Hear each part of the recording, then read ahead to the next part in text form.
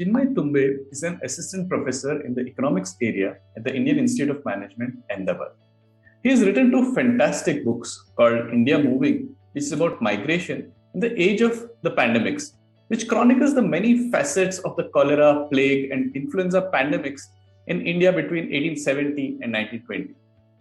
I personally have been fascinated by his work and also feel envious at the interesting courses he offers, including one which has a reference to the Hitchhiker's Guide to the Galaxy. So we decided to talk to Chinmay about the role of history in thinking about future relevance. Why should leaders read business history? Why they should seriously consider updating the About Us section on their company website? Creating living memories of companies and institutions, and how it helps people get a sense of the place where they're working. This was an insightful discussion. By the way, do the usual things: subscribe, rate us, write a short review, or leave a comment. It helps others like you discover us. If you're convinced about the value of capturing stories about your company, do check our website, choosetothink.com, that is think with a Q, to know how we help organizations create a repository of stories about their people. But first, listen to this fascinating chat with Chinmay about history, pandemics, migration, counterfactuals, multiple futures, and some cricket. You'll love it. Hi, Chinmay. Welcome to this CTQ Smartcast. Thanks a lot for having me over. Yeah. So we'll dive straight away into this, and I'm going to ask you an existential question here, right? So, I read this interesting quote: "Destiny can sometimes be history coming back to bite you." So, why should we learn history? Yeah, I mean, it's often said that history repeats itself, but it doesn't really repeat itself exactly the same way. But we say, history often rhymes, and there are patterns in history which are, obviously useful. In a way, we live our lives based on heuristics, which are conditioned by our own immediate histories, right? So we don't touch hot stuff because in the past, when we've touched hot stuff, we get a shock or we feel something. So we are conditioned by our past in any case. When we say history, we are talking about stuff which is typically a bit older than our lives, right? Which means something that happened before we were born, and that often is fascinating because since we were not there, we can't experience it, and all we can base us, information on is other people's, narrations or perspectives on it. Which also means that history can be written from so many different angles, and that is why one needs to know the different views on history to make a broader, understanding. But I do think just broadly, people with a sense of history, I feel, and I would say with a better sense of history, do tend, I think, to kind of make more meaningful decisions in terms of, because this sample set of experiences is wider, so you know maybe what to do, what not to do. That's just my gut feeling about this whole thing. Right, right. Yeah. As when we were studying history in school, there used to be this two schools, if I may, of thought, right? Some kids would treat it as stories, and they would really love, histories. For some, it would be really very boring. So, how was it for you when you were back in school? Yeah, I never was a big fan of history in school, definitely. And I didn't, I'm a trained economist. In fact, I've not credited a course in history since class 10, something which I tell my students because, because I teach history now and they have taken more history courses than me. I got interested in history much later on in life. And I do think the way it is taught and also particular, I mean, in school, there's a lot. There's a lot to absorb, and the curriculum demands that you need to know X, Y, Z. That's why I think, especially in India, which has such tremendous history. I mean, we're talking of literally 3,000 years and so on. It's just too much information to absorb compared to American history. Americans they learn literally like last 300 years. So there's a natural starting point that the Americans, when they do their history, there's much more engagement because it's kind of much more familiar.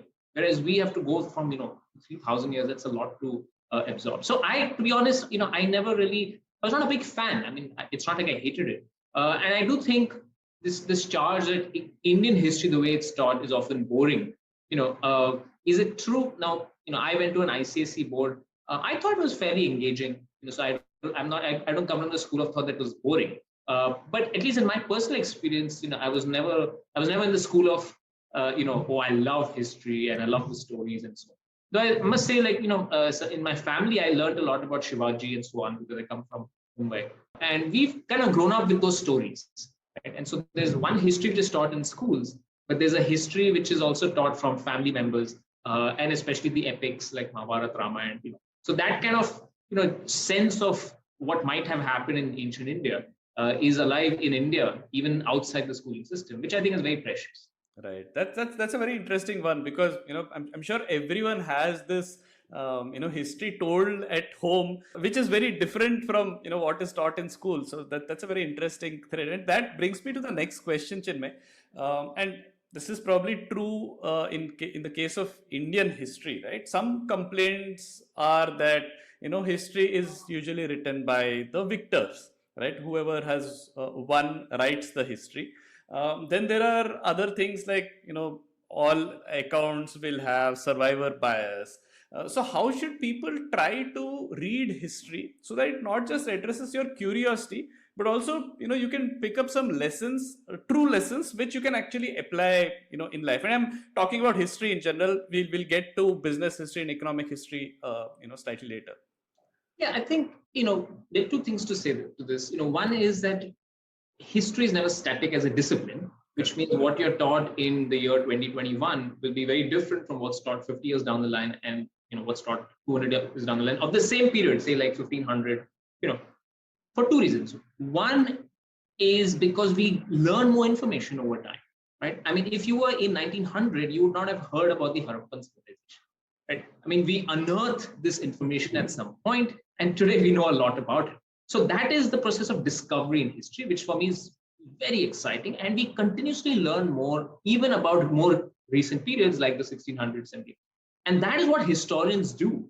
Historians sit in archive, uncover these materials. So that's very exciting, because that's often people think, what do historians do? Well, they're actually literally uncovering new historical material every day, right? And from the time that is unearthed to the time it comes into our textbooks and so on, there's of course a lag, but eventually that same period will be updated with new material. So that's just about acquiring new material for every past period in the past. But the fact is that history, as you said, written by the victors, it does serve political agendas, and obviously there's a whole ideological baggage attached to it. And there's really no my perspective on this is that if you're truly interested in history, you should try and read different viewpoints, and you should know what these viewpoints are.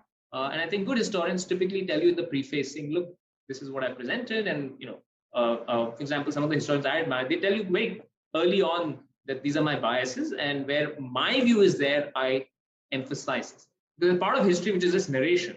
You want to get the accuracy right, that something happened in a particular year and so on. But then a lot of it is cause and effect. Because the Mughal Empire fell, the British came to power. Now that is a huge statement to make, right? And there are so many different perspectives on it. And so ideally, if you get attracted to, I think history is often useful to provide the initial spark. And then you should try and read, different things.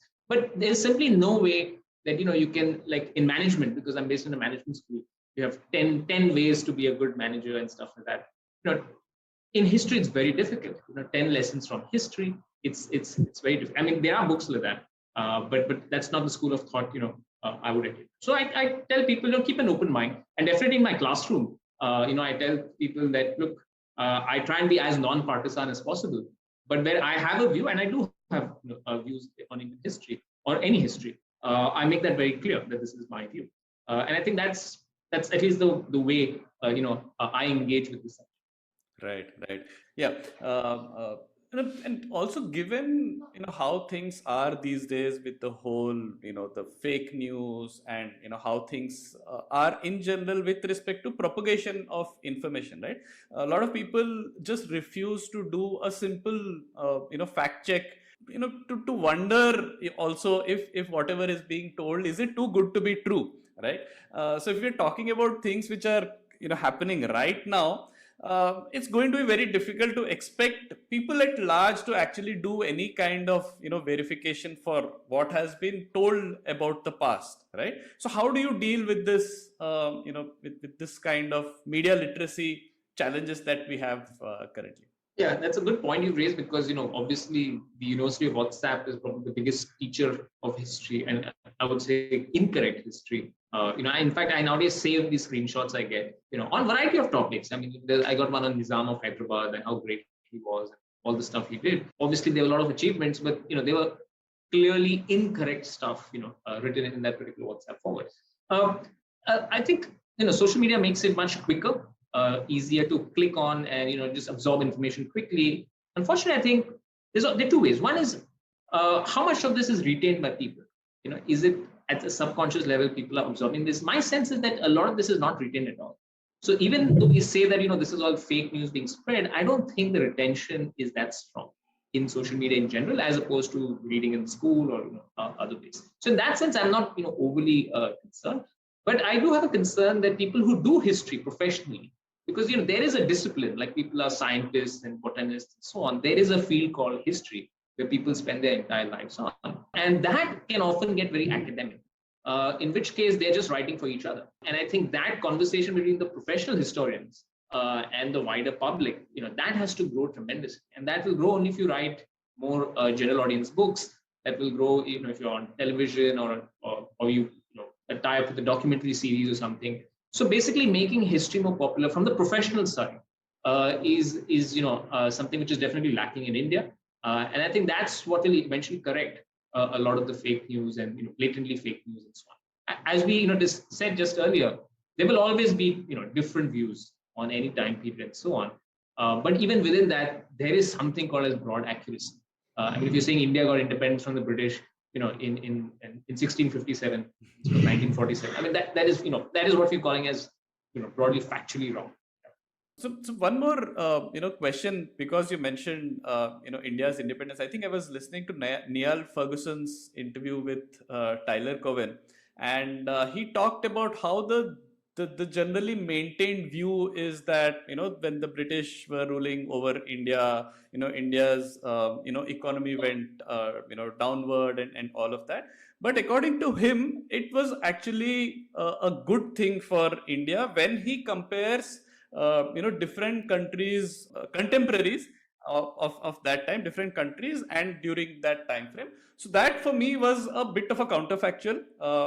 We often don't think about this. So how do you generally deal with these kind of left of the field ideas? It's definitely left of the field because that is going against the grain of what is generally believed.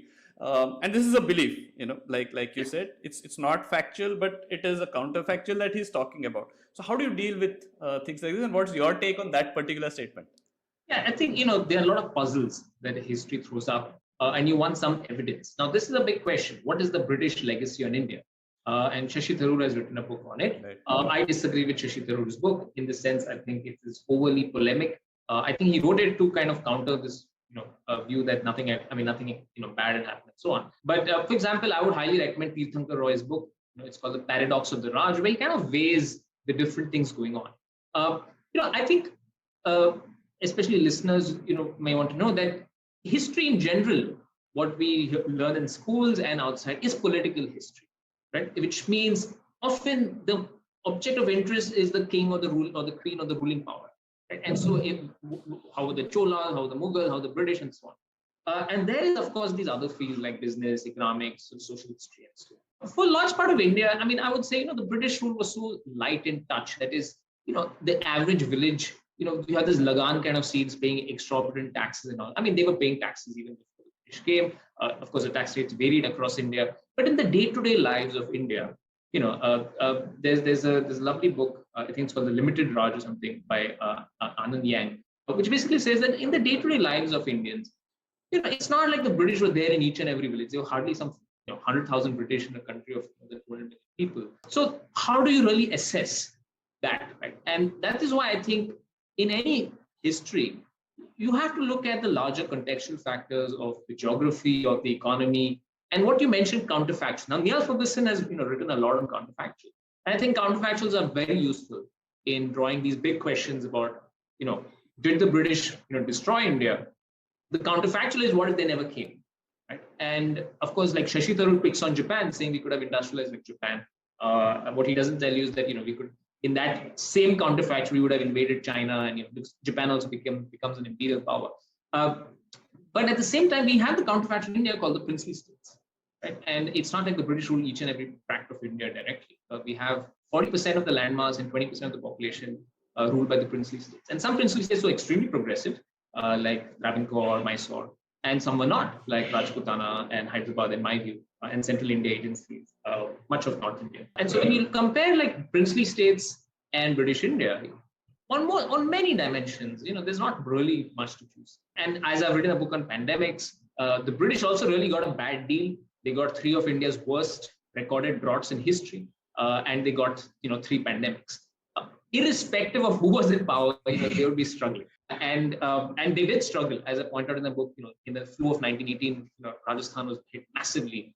The British were not really ruling Rajasthan and so on. So counterfactuals are useful. Having said that, my particular take on this is that British rule did not impoverish India, but that is what the Shashi Tharoor argument. I don't believe that. But there was stagnation, and India could have obviously done much better, arguably without British rule. But there are all these other things going on in this time period. But again, the accent is on political history. I think we're not focused on many of the other factors that constrain India's potential. In that, it's not just the British. It's the social structures. It is stuff like gender, caste, things which we grapple with still today. So another way to look at the same question is the British left. What happened after that? Right? And I think, as Ambedkar once said, we could blame the British then, but now who do we blame for our current woes? That sort of thing. And it's been 75 years or so, and we are still not where we should be ideally. And so that's a good moment of introspection. That look, it was not just about the British; it was much more. It was about low investment in education, health. It could be so much more. So history is exciting for me because it is the way I do history. Is because if you remove just the focus on the political gaze of who was in power, right, you kind of broaden the set of meanings. Right? And in India, we are obsessed with this. So our history right now is 2014 and pre-2014. Modi ji is like the savior, and then before that, 1947. And each ruling party thinks that they've done something extraordinary, and they have broken with the past. So for the BJP, it's breaking from 2014. For the Congress, it's breaking from 1940s. And the British, by the way, said they were doing a great job compared to who came earlier. So this is what I call beggar their predecessor history. Whoever's in power blames their immediate predecessor and says we're doing much, much better. And to me, that's not a very attractive way of doing history. Right. Yeah. Let's move to the business and economic history bit now. We talk about future relevance. In future relevance, you should be prepared for multiple futures and not just try to predict one future, forecast one future, and work towards it, because that is foolish. And now we are talking about multiple histories as well. So that's interesting. So given this context of history and what you teach, the economic history, how should individuals and corporations be thinking about business and economic history? Is that knowledge is that a knowledge blind spot, and does that leave them ill prepared for multiple futures? And if that is so, how should corporations and leaders be thinking about fixing that? Yeah, I think 2 parts to a very good question. One is the general thing about business. Why should anybody know business history and so on? One is we do have tremendous business history of the last 200 years. Compared to many other colonized countries, what is not really known is that India at 1947 had a fairly vibrant indigenous industrialist class. You don't really see this happening in Africa. You don't really see this happening in Southeast Asia, where we had industrialists like whether it's the Tatas, Birlas, variety of others. Yes, they came from narrow social groups, castes and communities, but it was still there. Many other countries did not have that. So that's, I think, something which India can really build on. Unfortunately, in the last 60 years, because we've also had this kind of turn on labor history, where we understood a lot about labor, which was fantastic. But in that, we've also sidelined the role of the creative entrepreneurial class. Right? And I think these histories need to be told, especially because we are now at the cusp of this tremendous startup boom and so on, saying that we're literally in the 1860s, 1870s phenomenon where people were looking forward to setting up the first industrial cotton mills of India and so on. So there's a lot to be I wouldn't say proud of, but there's a lot to be aware of India's entrepreneurial history and so on. Because there's one view that India cannot sustain entrepreneurs. which is completely wrong. And that's one simple reason why people need to engage with this history. At the same time, we also need to know about all the kind of bad actors of the past. And there's no doubt that the East India Company came into India with the support of a lot of the Indian merchants and so on. And that particular role, or the role of these merchants in opium trade of the 19th century, which is a narcotic. So there's a lot, there are these amazing stories, and these crazy stories as well of people doing really, really bad things. And I think there's a huge learning of that, because those lessons are very apt today. You still have firms doing extremely bad things, or seemingly good firms collapsing because of frauds and so on. And that's why, because I'm in a management school, I think one of the reasons why the course has really taken off so well is precisely because students can relate with many of the things which are happening in the past. The second part is that, remarkably, in India, old companies, and by old I'm saying just more than 30 years, not like 100 years and all, do a really bad job in maintaining their histories. It's almost as if we've not seen institutions and corporations as having a possible history. Right? And that again comes from this focus on political history. Political history means kings, queens, parties, and political parties. But the fact that a company like Reliance or a company like Tata can have a history, and how do we kind of preserve it, and how do we make it accessible for researchers? And that is very, very important. And a few companies are doing it.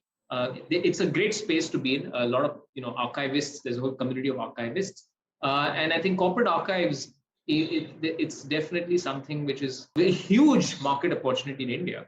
But right now, I think I can think of maybe 10 or 20 firms which have archives.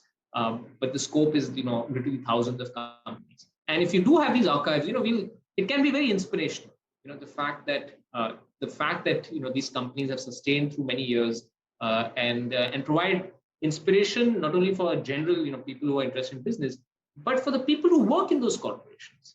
It's tremendous. I mean, we have set up an archive now at IMA, and we send these stories out every month about IMA's history, and it's amazing the kind of feedback we get and so on. So there's a great engagement with your own stakeholders, with your own employees, in our case our alumni, when you kind of tell out these stories and snippets from the past. It has amazing touch points across various aspects of the institution.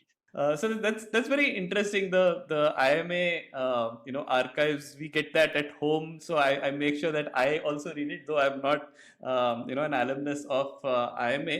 One thing that struck me while you were talking about Indian entrepreneurs, and correct me if I'm wrong, there are other countries which have gone and colonized other parts of the world.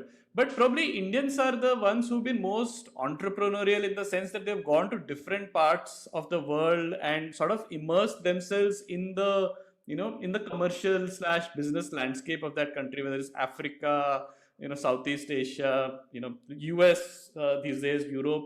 Is that a fact, or is that just a bias of mine? I mean, of course, it looks at the time period. If you go to Bali, for example, you find this old Indian connection out there. Right. The Chola Empire had a huge part in the Southeast, and that was not only commercial and so on. But you're right that in the last 200 years, a major way in which there are two ways in which Indians went around the world. I write that in my book, India Moving. One is labor migration, the kinds which took people indentured migration to the Caribbean islands and so on. But with those migrations, there was also this undercurrent of merchant migration. Correct. Most famous being Gandhi. Gandhi was a professional, but he also belonged to the merchant community, and he went to South Africa and so on. And these guys went all over the world, right? And among this, probably the Sindhis are the most widespread network because of multiple dislocations. But then you have the Gujaratis, the Punjabis, the Marwadis, all the famous traditional business communities of India, and you'll find them literally, everywhere in the world, which is quite amazing. And you're right that, because they were merchants, their whole objective was to trade, ideally, and then eventually get into industry and so on. So it was not really a colonizing imperative. Having said that, in many of the countries they went, they were seen as colonizers. Even though they were not political colonizers, they were seen as economic colonizers. And that's why they got a very rough deal in many of those countries. As I write in my first book, when decolonization happened, it's not just that the British or the French were thrown out. In many of these countries, it was the Indians who were thrown out because they were not political colonizers. No, they were not seen as political colonizers, but as economic colonizers. So Burma, for example, Myanmar, huge Indian community in the Chettiars of South India. We're talking of tens of thousands of these guys out there.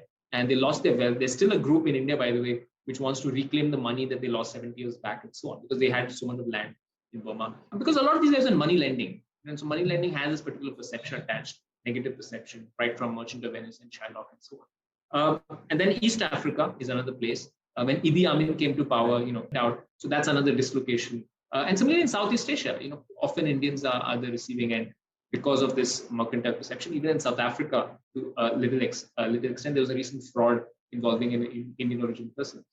So it's interesting that there was no political colonization, but they were often perceived as outsiders, and in my view, wrongly perceived as outsiders, because these communities typically did good for those communities, wherever they went to.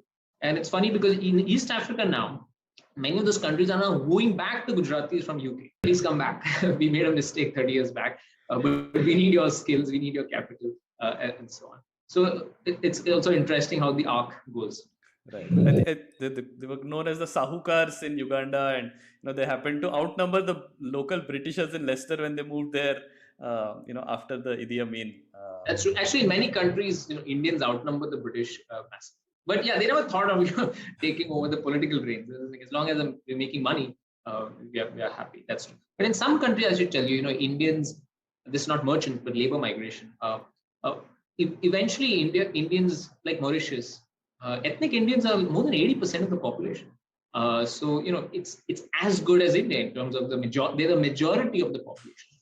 And now, because it's broadly democratic and so on, in that sense, it's not colonization, but effectively they're running these places.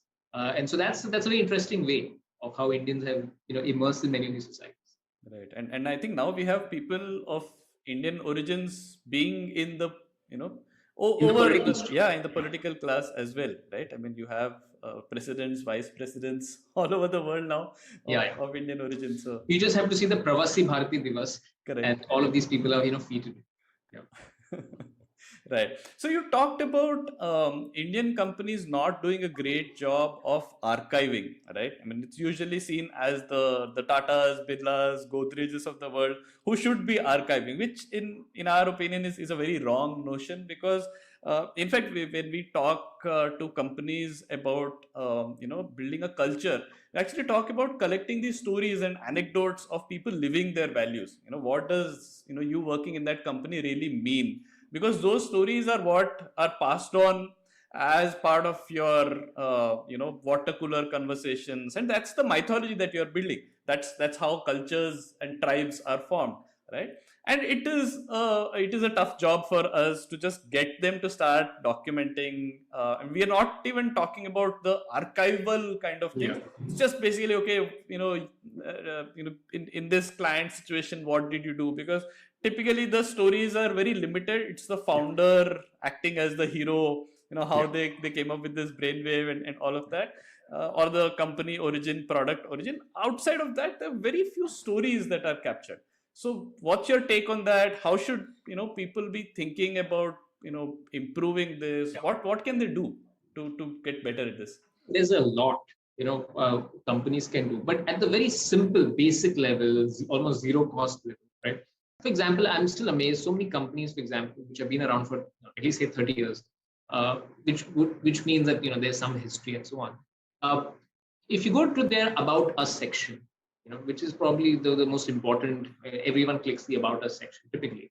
They'll just say, oh, we are into these lines and so on. We established in say 1985, and then we do this.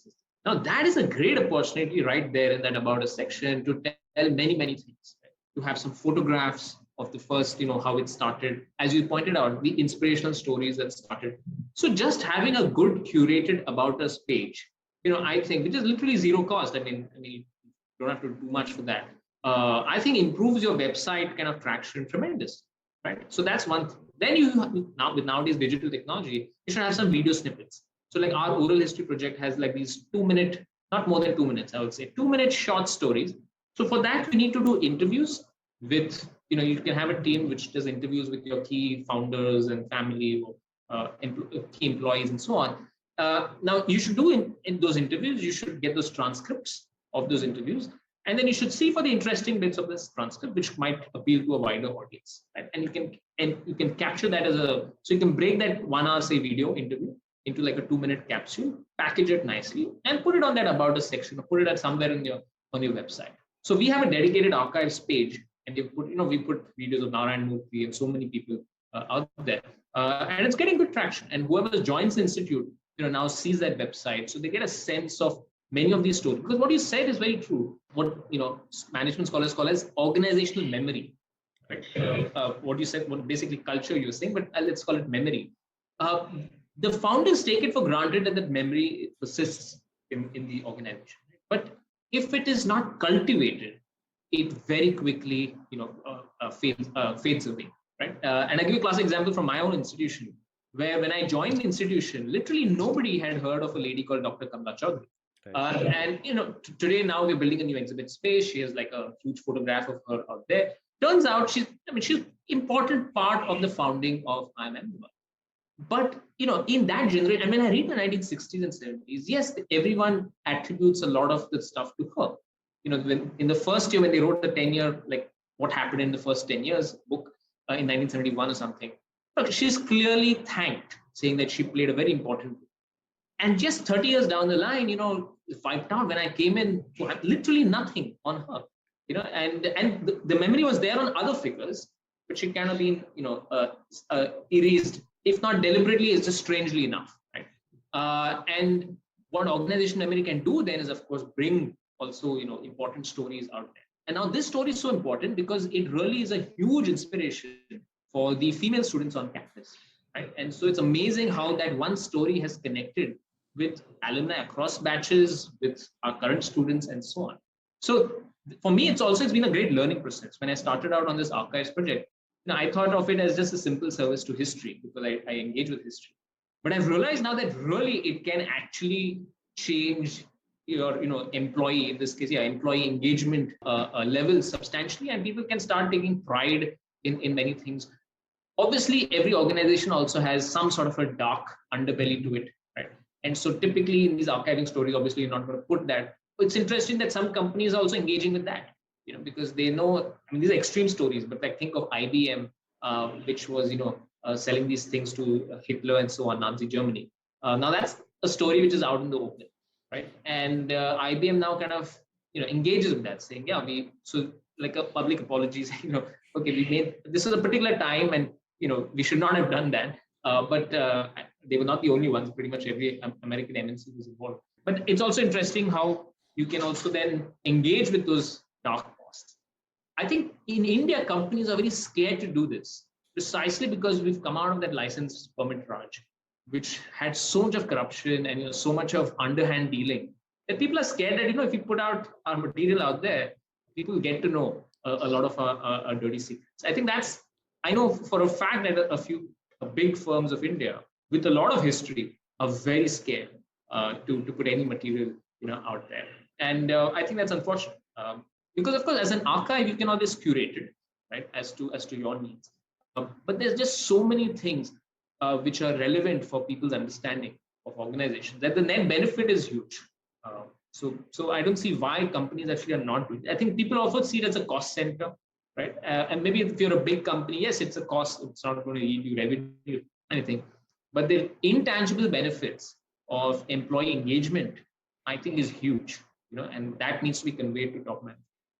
Right. In fact, where we've managed to create this repository of stories, it actually serves multiple strategic objectives because it can be used for hiring, onboarding of employees. It becomes a potential, showcase of behavior that you want to encourage. That if your story goes up in that repository, it's like a badge of honor that you are doing exactly what the company wants you to do. So it can be a strategic asset, addressing multiple objectives, but it does take us time to convince people to actually start doing this. Starts from the basic thing that we don't know who actually knows all the stories other than the founder, right? So we have to find these well-connected people, do these interviews, talk to them, record, transcribe, like you said. But when it has been done, it serves it serves multiple objectives. Coming back to your course, it's a very interesting. The title itself is very interesting. It's got the Hitchhiker's Guide to Business and Economies across 5 centuries. So why 5 centuries is the first question. And what do students in a typical MBA course learn in this subject, which they can apply in a typical MBA job? Right, yeah, so this course, the acronym is Hitch. Partly because when I first offered it, I did a quick survey. Survey as in just like just to get a sense of what people might be interested in. And people said history is terribly boring. And so the first objective was not to have the word history in the course title. So it's a very jazzed up course title, Hitchhiker's Guide to Business and Economy Across 5 Centuries. And 5 centuries for many reasons. One, because I don't know too much about what happened before 500 years. In fact, I don't know too much about what happened in the last 500 years as well. But 500 years seems more manageable than 2000. Some structure. 2000 is just impossible. And in terms of economic and business history, it is a fact that we know much more what happened after 1500 than before. Just the data quality, sources, everything improves after 1500. So it's useful to do that. But the other reason why 1500 is a useful starting point is that this is pretty much the start of the European New World, right? And the Europeans start going around the world. And in a way, European ascendancy kind of starts out there. And the course kind of brings us to the present, where now it's flipping, right? And so India and China are kind of coming back, so to speak, on this global economic reordering. And so it's kind of this large, view of the world. And I think it's clicked for two reasons. One, because of the history and the non-political aspect, the business and economic aspect, but also because it's not just India. And people see then the interconnections between different economies that have happened across different points of time. So in terms of this course starts by saying, it's not got core skills, but which one, as you can, directly apply. But it's great to understand the world that we live in, the interconnections, about why we see certain investments or trade happening to certain countries and not other countries. Why is it that you see more stock market activity in some countries and not others? So these are kind of big questions that people have often had on their minds. And I think it's a perspective building course. The amazing thing is I get emails from students after the course, and they've at least told me, look, it's helped us, especially in traveling. They when they travel now, they have much more better sense of what they're seeing and what's happening. And also in conversations, I think a large part of a corporate job is not just the skills on the computer, which is important, but is the art of conversation. And knowing business history is fantastic for conversation in the corporate workplace. You're just having a thing and say, oh, did you know that this happened in 1920s as well. So it's a great kind of, again, non-core skill, as I would say, soft skill, I think is helping. And I'm very delighted that when I first offered the course more than 5 years back, I really didn't know, how it's going. And earlier people said, no, history, nobody will come, boring subject and so on. But I think it's a lot about the fact that it's beyond India, which I think there's a huge appetite of knowledge, because our history also is kind of skewed towards Indian history. So people really don't know, what's happened in the world, the migration, the mass migration flows, the mass trade flows, investment flows, the introduction of the telegraph, the introduction of steamboats and how that altered the global economy. The Suez Canal, for example, Suez Canal was in the news a few months back. But the Suez Canal is such an important, the development of the Suez Canal is such an important inflection point in global trade. So, and again, I think when people now see, for example, the pandemic as well, I think they appreciate that these big events can really disrupt. So if you're trying to understand disruptions, a course on history, I think, is typically very nice. Right. And do you have some Easter egg, like having a max top score of 42, or you take only 42 students in the course? Yeah. So as you said, I'm a huge Douglas Adams fan, and 42 is obviously a core number, and it is actually a number in the course, not students, but in the assessment weightages. There's the way the course, evaluation is that you have to write a essay, and there's some group pro projects. So the essay is 42% weightage, and the group work is another 42% weightage. So that's how it comes. And the course pack cover has the words "Don't Panic" in large font, which is the Douglas Adams. So there are a lot of cheesy references to Douglas Adams throughout the course. Yeah, and do you get to not write the essay if you can just send a picture of yours with a towel? Yeah, no, but I usually sign off the course with, thank you for the fish. So yeah. Nice. Okay. Next, moving to your books, Chinmay. The Age of Pandemics is the most recent one that you've written. My big takeaway from that book, and we spoke about it in another context earlier in this conversation, was the lack of visual memory of pandemics, right? And that's one reason why people, society, policymakers, they don't have the learnings from the past to rely upon, because they've basically forgotten about what has happened, because unlike other natural disasters, pandemics don't have a visual aspect to it, right? So if, and this is a counterfactual that we're going to delve into. So you've written this excellent book. For me, it was like it opened up quite a few things. So if decision makers, policy makers had read your book as part of their school curriculum, how would we as a country or society would have dealt with the current pandemic differently? It's a good question. Obviously, I mean, if they had read the book, they would have forgotten about it also by the time the pandemic came. So they would be, back to scratch. But I do think, and this is a real thing that happened. A person on the task force, a COVID task force of India, who I've been interacting with, messaged me saying that if only we had this book earlier, right? Which is of course a great compliment to the book, but also it shows you that obviously certain important things. And this was in reference to the migration crisis, right? And the book came out in late 2020, and the migration crisis happened much earlier. And so the book just talks about migration to a certain extent.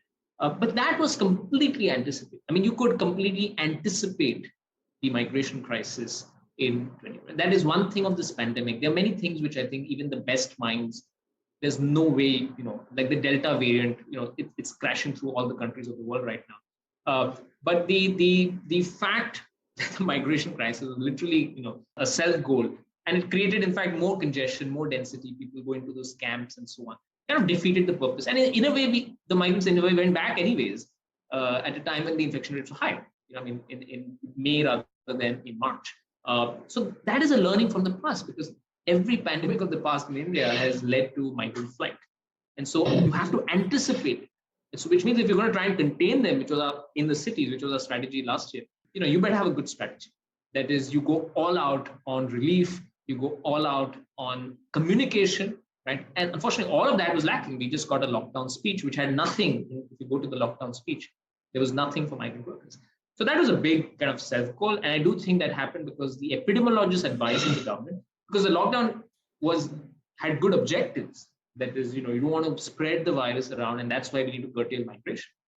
But if they had this knowledge of history, that is, look, it's inevitable. These migrants will want to go back, and how long are you going to contain? If all these other things were kind of kept on the policy table, people would have had a better way about going about. And I do think I had written that on that day itself, that we should send our migrant workers back now, just like the British did 100 years back, actually, instead of later, because they'll otherwise just walk. And that's exactly what happened. So that was like a clear, classic, a human tragedy, which was completely avoidable. The book came out in November, December last year, and it does talk about waves, and it does talk about, the book ends with this line that we need patience and humility. Nobody knows when the pandemic is going to end, but what we learned from the past is that hubris doesn't take you too far. Right? And again, I think what happened after the book got published, I was just amazed. In December, Jan, Feb, I went for a conference in Patna in Feb, and it was a bureaucrats conference, and they were all just patting themselves on the back, saying what a great job you've done, and to the effect that look at Maharashtra struggling, look, nothing has happened in Bihar, and there were all sorts of theories. And what we again learned from the past is this regional variation. We don't know why it is hurting some parts of the world, why it is hurting some parts of India. Not yet, right? I mean, that science is still evolving. And to pat yourself on the back it's happened so many times in the past. The British patted themselves on the back after plague went out in 1896-97. It haunted India for 25 additional years and at much greater intensity. Right? So you need to be patient, and you need to be very humble that there's a lot modern science cannot explain. It can explain eventually, but right now we're still searching for it. And that hubris, I think, really caught us. There's no doubt that the Delta variant is the fundamental reason. for the terrible mortality of April and May earlier this year. But if you had paid more attention, if that hubris was not there, we would not be seeing those crazy election rallies as late as April 20th. April 20th, I think, was the inflection point where everything stopped. But by then, we were already, very, very high on that curve. So unfortunate. I do think the learnings from history, just two quick learnings. One is the migration aspect, another that pandemics come in waves, and we need to understand to make full-fledged claims on immunity when you still don't understand the virus was really premature. You should see the number of articles which claimed herd immunity in January earlier this year, which seems so foolish now, given what happened after that. Right. Yeah. This is always tricky, right? People want to take credit, and that's their incentive. They want to take credit and say that these things are all good and back to normal and all of that. But we know that there are some things which are inexplicable. It may be foolish to take credit for what you really don't know anything about. A question for you is, how do you personally deal with that frustration when you know that things are not going the way they should? Something which others don't. In some cases, okay, it's out of malice that they know, and they're still going ahead. In a lot of cases like this, people didn't even know about what could have what had happened in the past, and things could repeat, but you knew. So how do you deal with that personally? Yeah, I mean, it's a great question. It was really disappointing, and especially during April and May, it was literally reliving many of my research points in the book, like the bodies in the Ganga. Thankfully, not as gruesome as what happened in 1918, where the bodies literally choked rivers at many points, but it had happened there. And so I thought many things would happen again, but I did not even once think that we would see bodies floating on the Ganga this time around. And so when that happened, that really hit me in the head, saying, look, after 100 years, surely we should have been in a better place than seeing those gruesome sights. And so that was a real disappointment. But I'll say this frustration I'm also going through right now on this particular matter of how many people died. I think the governments, and it's not just the union governments, state governments across political parties are very silent about this issue, because in a way it affects all of them, right? Because we have different political parties ruling different states of India, and because the virus has been pretty much uniform across creating havoc, every state has a bad. Rajasthan is Congress, it has a bad number. Gujarat is BJP, it has a bad number, and so on. And in this collective silence, we are losing the sight of the fact that this has been India's worst disaster since independence. Actually, it's India's worst all India disaster since 1980. And that is really not conveyed. Even now, people actually are defending this 400,000 number, 400,000 deaths in India. Our estimates show 3 million. If you don't believe our number, that's fine. I think there are about 6 studies now, different data sets, and they show the lower bound is now 2 million. Right? So there's a huge difference between 400,000 and 2 million. And that completely alters our understanding of how, because there's still a lot of people say 400,000 kuch nahi hua. I mean, this is how many people die in tuberculosis or stuff. No, but this is, we're saying this is an order of a magnitude different. There's still people who think, COVID is, completely mild. Now, it is mild for younger age groups, of course, right? But we know the steep age gradient. And we know now, I think the frustration for me right now is that we're still obsessed about reported cases and reported deaths. And the larger context, which is seroprevalence and excess deaths, has not really been communicated regularly to the public. And very disingenuously, excess deaths, nobody's talking about from the government side. Seroprevalence, they do one survey and they say, the state level estimates are not robust. So we should be, by now, we should have been having, if not weekly, fortnightly seroprevalence surveys to tell us the level of exposure overall. Because I simply don't believe these numbers. These reported cases and reported deaths numbers, they might be useful to see on a day-to-day basis, are things going up or down. But the overall context, which is what past pandemics tell you, you need to get the data right, to be able to understand where you are in the pandemic. Unfortunately, we're still, one is the government, but the public needs to be updated about where we are in the pandemic. And so you see the range of views now. There are some people who think that the pandemic is completely over. There are some people who think that, things are, very bad. It's going to start next week. There's just and that's because of very poor communication, I think, about where we are currently in the pandemic from the government. And that's a learning from the past, that all the past pandemics eventually were won by better data and better then prevention, cure, or vaccination, or different strategies. Right. Yeah. Yeah. Coming to your other book, India Moving, and you've written a lot about migration, migrants. I think one thing that struck me was, the migrant workers this time was, again, you had a visual, like a reminder of how things were with them.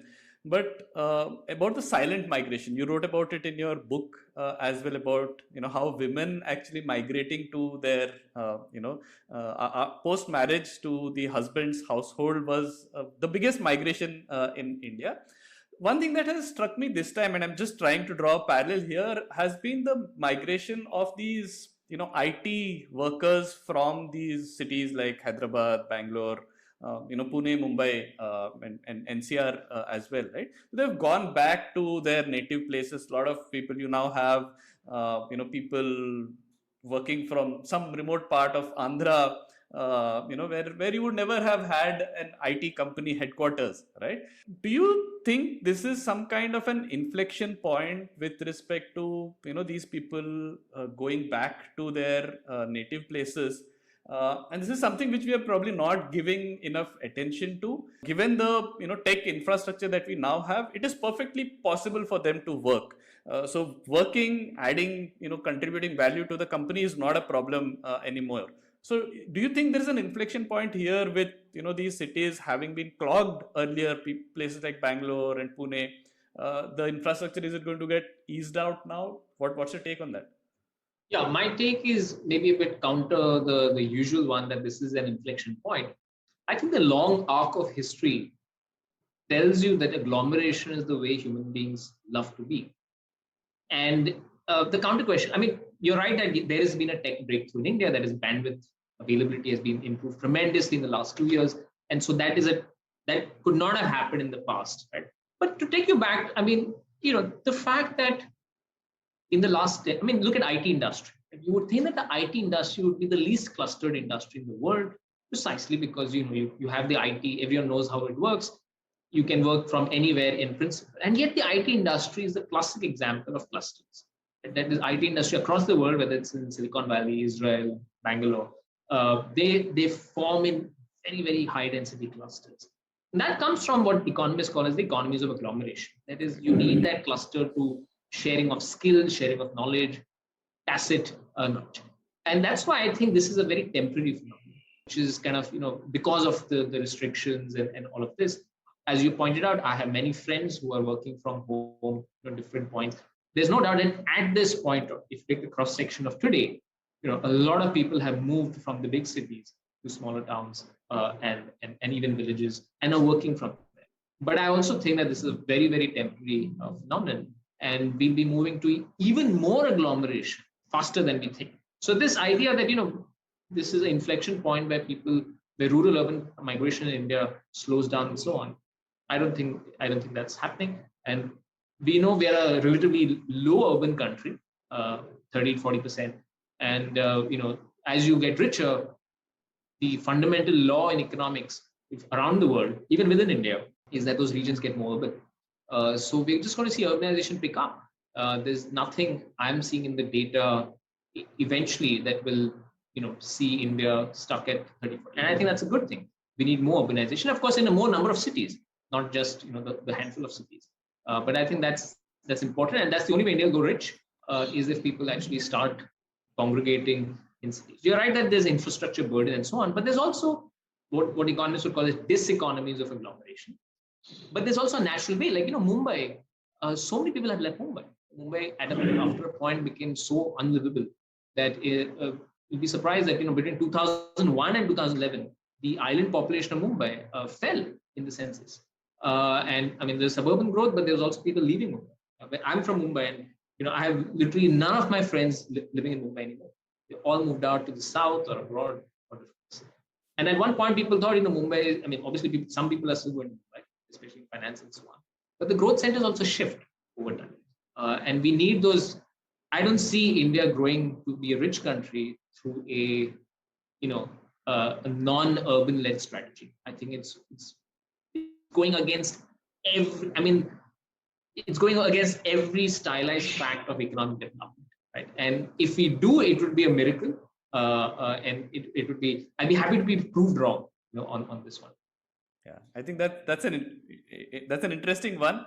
I think that deserves another episode, probably 5 years later, where we can fish back this episode, talk about what we discussed now, and see an interesting anecdotal piece that I heard recently was how somebody had gone to Hyderabad. So the driver was actually telling me that he had gone to Andhra, and in a village he saw a showroom of jockey underwear, and he said this is because people who were earlier working in Hyderabad and Bangalore have now come back, and they want all these kind of places to spend money. And anyway, they're working in an environment where only the top half of your body needs to be seen. So I can understand why jockey underwear sales are going up, because now people must be using that and sitting more in just that. So urbanization is definitely happening.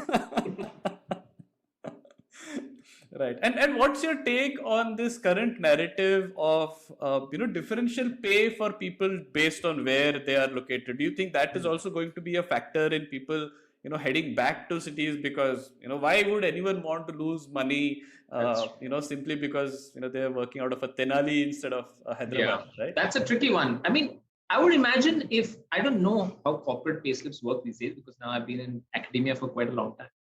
But we have something called a dearness allowance, right? And so ideally, I would assume that corporate would just adjust the dearness. I mean, you have the basic pay, which is the same, and you adjust the dearness allowance for how costly it is to be there. I think that would be the most simple adjustment to do.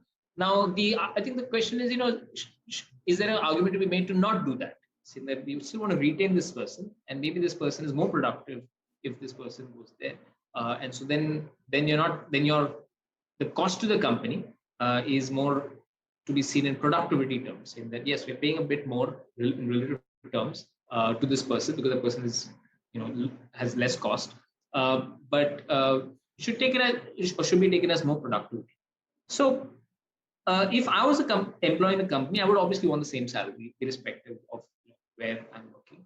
But I think the answer to this comes to that one line item called dearness allowance. Unfortunately, I don't know, firstly, if this is a practice followed in many companies, if what part of the overall salary is this component.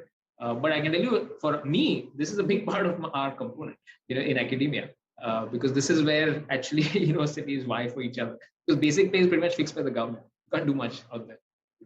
So let's move, Chinmay, to the last section where we're going to talk about your own history, right?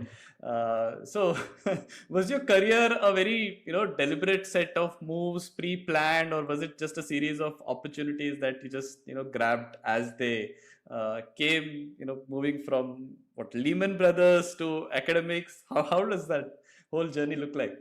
Yeah, the series of, I think I just found out that PTR, the Tamil Nadu politician, even he used to work at Lehman Brothers at some point. I think there's a whole alumni of Lehman Brothers who are doing different things in life now. So we should probably have a meeting at some point. Anyway, so short answer to a long question is that it has been a series of, it's been serendipity, it's been chance. And I've been extremely privileged. I went to an outstanding boarding school in childhood called Rishi Valley, close to Bangalore. And since then, in school, we learned that we should pursue excellence. That is, for example, we didn't really have rankings. We didn't even have exams till class 10. Right? So I come from a mold where you try and do what you like to do from a very young age. And I've been blessed by having people around me who've never said, do this, do that, and just follow your dreams, that sort of thing. So extremely privileged in that sense. And I always want to be a cricketer first up. And so I moved to Mumbai, to play cricket from school in class 11, class 12. Played a bit of professional cricket. Quickly realized, I'm not going to make it to the Indian cricket team. And my father actually was a professional cricketer, played in Bombay and so on for a long time. So he had basically said, look, if you're not going to play cricket, if you don't think you can make it to the Indian cricket team, and that time there's no IPL and so on, then it's not worth it, because he had played for a long time, and there's not that much money also in the sport at that point. So I made the decision very early, saying, okay, this was a dream for a long time. I used to play for Chittor district in Andhra in school. So I was complete out and out. Life is to play cricket for India. That was the dream. So then I moved away from active playing of sports, and then I realized I love maths and economics. So then that I grabbed that opportunity and I chose the one college in Bombay which offered both these subjects. There was only one college called RIA College. And then I thought, I should go abroad just to, I was always fascinated by many things, outside India and so on. So at that age, you just feel like you want to see the world. But I was also very clear. If there's anything planned as such, it was that I always want to be in India. I think I never had this idea that I would settle abroad. And I always knew if I go abroad, it'd be for a few years or something like that. So in the event, I spent 3 years in London.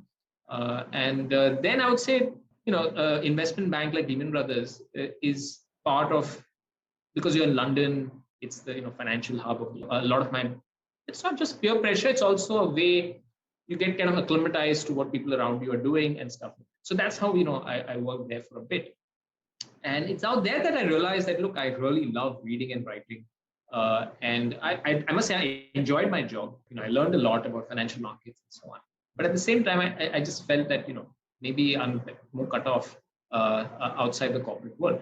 And I think made the decision that, time is more important than money, for me at least. And what I really value is time and having flexibility of time as per, my wish.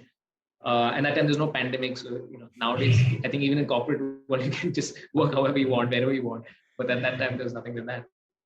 And so that's why I got into IIM Bangalore as a PhD. But again, I'll tell you that move also was linked with, like, my girlfriend was there, so I moved.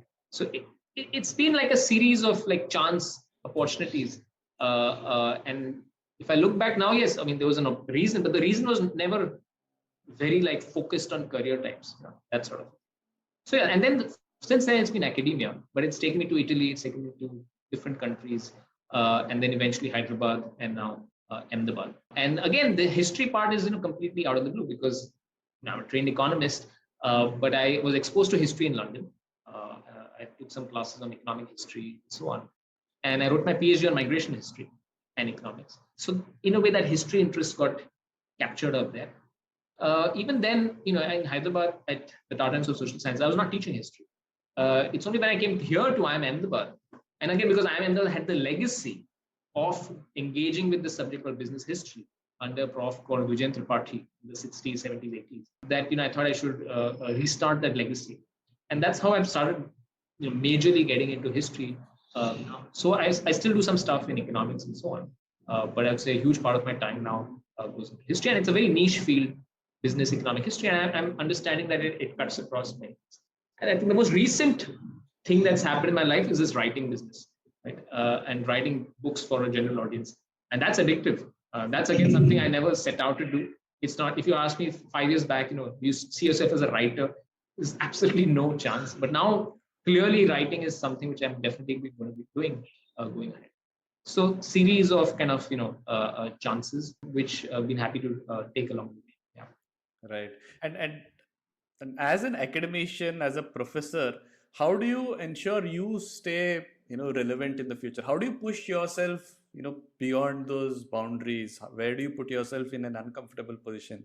Like, is writing something that is in that lens? Do you see that in that lens? Yeah, I mean, you have to continuously adapt in any profession. You have to be right on the top of your toes to understand what's happening. And writing, of course, for a general audience, which many academics don't do. In fact, most academics don't write for the general audience. Is a very conscious decision because I think one needs to engage. But for example, this book on pandemics. I mean, again, 2 years back, if you'd asked me, you write a book on pandemics, I said, no way. But I thought I had to do it because I thought it was topical. And it's amazing, after writing it, I've been invited now on this Lancet Commission. It's an independent body on task to provide some mobility input on migration and so on. 2 years back, I was really not that much into public health or stuff like that. And today I get invited. I just give talks in the US at Emory University Public Health Unit. I think what's really exciting about some of the stuff which I've been doing is I've presented. I present at corporate leadership kind of events. Many over the last year, presented at sociology departments, economics departments, history departments, public health departments. So really a range of, I never thought I'll go to a med school and present stuff 2 years back. So that's been really fun. So you have to be, now that we are living in a pandemic context, made this pivot last year that, look, I have to really get on top of all the information possible on pandemics. And my core USP is the history and economics bit. So I really need to understand that bit. And that's why now I'm offering a course at IIM called Pandemics. It's a short course. And so, I think it's important to stay relevant. And so if this pandemic had not happened, there would be no course on pandemic. It's an example of adaptability. And I think it's very important. A lot of people, I think in academia also, it's very possible that, people stick with their research subject for life and say, okay, this is what I do. And if you're interested, so fine. But if you're not, but I think at least the way I see academia is you have to respond to what's happening, around the world. And we are essentially in the business of education, and we need to impart that in whatever way we can to students. But I think academia also needs to engage with much wider body. Historically, the IIMs have engaged with industry. Right. We have executive education and variety of corporate training programs. I want to kind of expand that to even more. So, for example, literature festivals. This is something, a world which I never knew about before I wrote my first book. But there you get to meet, artists, you get to meet painters. So it's amazing. I mean, the universe of the kind of people you interact with is amazing. What are the different futures that you are preparing for? Yeah, I mean, I'm not going to tell you, but I don't want to jinx it. But at least the next few years, I love my current job.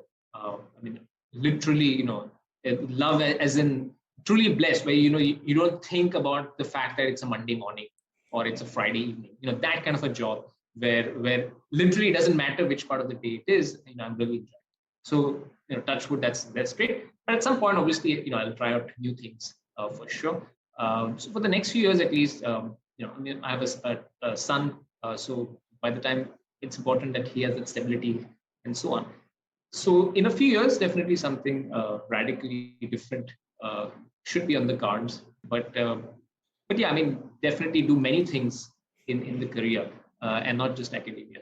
But academia will always be a pillar because, as I said, reading and writing are the first love. Right. We're going to use this question as well when we do our next episode in 2026. Yeah. All right. Final section, Chinmay, where we're going to give you some words, terms, things, and I want you to give your hot take on the future relevance of that thing. Right. So, what do you think is the future relevance of MBAs in India? I was about to say none. I checked myself saying that no, I'm in the business of training MBAs.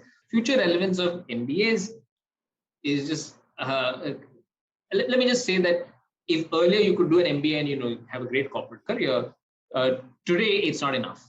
Right? I mean, I think that's the way I would pitch it. That is, the future relevance is hugely diminished unless you keep reinventing yourself. Right? And I think so. There is a relevance of the thing, but it is highly diminished from where the MBA program stood 10 years or 20 years back. And one quick way to understand this is just see the latest rankings of the MBA schools in India. 6 of the top 20 are IITs. So you could just be an engineer and fly a unicorn, right? So in the sense, the MBA degree now suddenly seems, especially if you're an IIT and doing management course on the side, you don't need to do a full-fledged MBA. So that's the reality of the changing market, and we, of course, as the IIMs, have to reinvent ourselves. Right. What is the future relevance of academic / any other conferences? Great question. Zero if you're not engaging with the general public outside academia. I think it's very important that academic conferences in particular start engaging not just with academia, which is what the typical conference would be, but otherwise it's in today's world you really need to interact more and more with people outside what you're doing. I think I'm very convinced with that part. So, for example, we had a history conference. Yes, most people who attended were historians, but it was advertised widely, and we got a lot of emails from people who just have a passing interest in history, but they have a full-time corporate job, who are keen to know more about a particular session and so on, which I think is a good sign. So, academic conferences, the future relevance is only going to come if you start interacting with people outside your group. Okay. The next one and the final one, what is the future relevance of Test cricket? Dude, have a class on dinosaurs on the side. Tell your kids they were the dinosaurs, and then there was Test cricket. uh, as a cricket lover and I wouldn't say purist, but obviously I as someone who loves Test cricket, I genuinely hope it doesn't die out. I think there's a lot of ways in which it can die out, but I hope it doesn't. So if the question is, what is the future relevance?